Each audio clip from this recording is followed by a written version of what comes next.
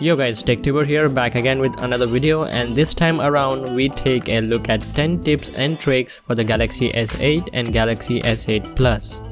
So let's begin.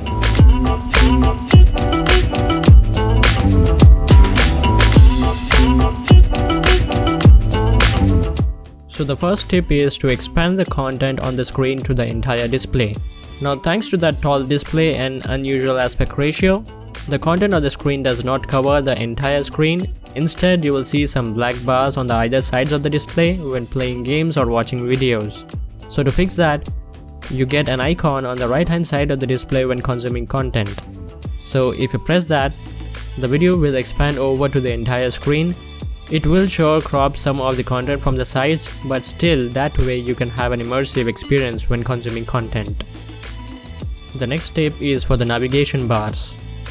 That tall display also led to the removal of the physical buttons from the bottom, so that means you get software navigation keys and they are hidden underneath the display. And as you see, the position of the recent app and back key is quite unusual as well. They are on the opposite sides from where they should actually be. But since they are the software keys, you can change that. To do that, just head over to the display option under settings menu, and from there if you scroll to the bottom, you'll see navigation bar option. Click on it and simply change the position of the bank and recent app keys. You can also change the screen resolution according to your liking, right from HD to Quad HD. You get 3 resolution options, one at 1480 by 720, another at 2220 by 1080, that's a HD display, and another one a 2960 by 1440 resolution, that's a Quad HD display. Now changing these resolutions will also affect the battery life. The higher the resolution you choose, the more battery life will be reduced. Now the next tip will be for the home screen setting. Now this is not a new thing, but it might be useful. Under display settings from the home screen menu, you can change the home screen layout, that is if you want separate screens for home and apps, or instead want the apps right on the home screen. Also you can change the home screen grid size and app screen grid size as well. And if you wonder about the app drawer icon, it is still there. If you need it, you can enable it from the apps button. Like I told you earlier that you can expand the content on the screen to cover the entire display. Similarly, there are certain apps that don't utilize the entire screen. So for that, you get a separate option to make those apps utilize the entire screen. Under display settings from the setting menu, you can select which app you want to use on the entire screen space.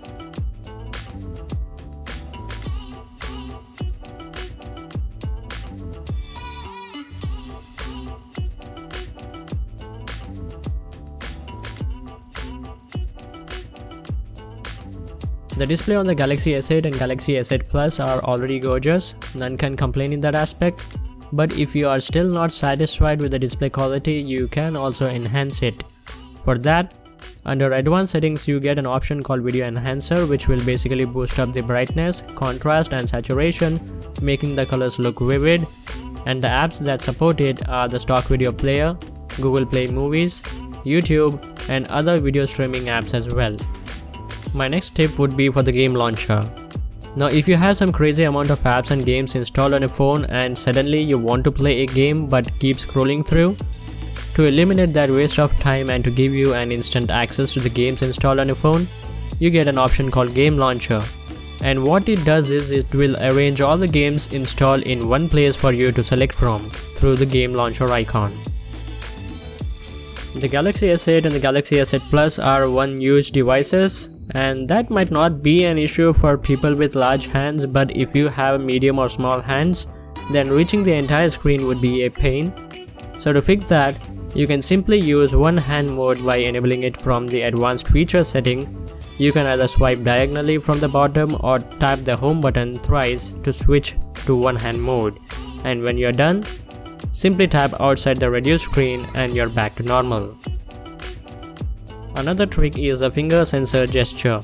Since the fingerprint scanner has been moved to the back, you can use it to check the notifications by sliding your finger upside or downside on the fingerprint sensor on the back. Some of you would use it, but since the position of the fingerprint scanner itself on the back is a pain for the people with medium or small hands, That would completely depend upon you whether you'll use it or not. And the last tip would be for the performance mode. Now I think the Galaxy S8 and S8 Plus are already one of the powerful phones and they would not need any performance mode, but still Samsung was kind enough to provide. And if you prefer sticking to a particular setting at a certain time, say gaming or consuming high quality music or videos, then you get a bunch of various modes optimized for gaming, entertainment and high performance. So if you select gaming, in that mode you'll experience smooth gameplay according to Samsung. The game launcher will be turned on and the game tools button will appear on the sides through which you can either record the gameplay or do various stuffs. The brightness will be increased by 10%, the resolution will be at Full HD, but all these settings can be customized as well. You can bump up the resolution to max, that is Quad HD. Next, if you select the entertainment mode, there you'll get the maximum brightness setting and Samsung says this will reduce your battery life, so keep that in mind. In this mode, the brightness will be increased by 10%, the video enhancer will be turned on, and the sound resolution of the music will also be enhanced for clear sound output. These can be customized as well. Next, if you select the performance mode, the brightness of the display will be at max, the screen resolution will also be at max as well, and obviously this will reduce the battery life as well. If you are not consuming any of these, then keep the performance mode to optimized, which is recommended.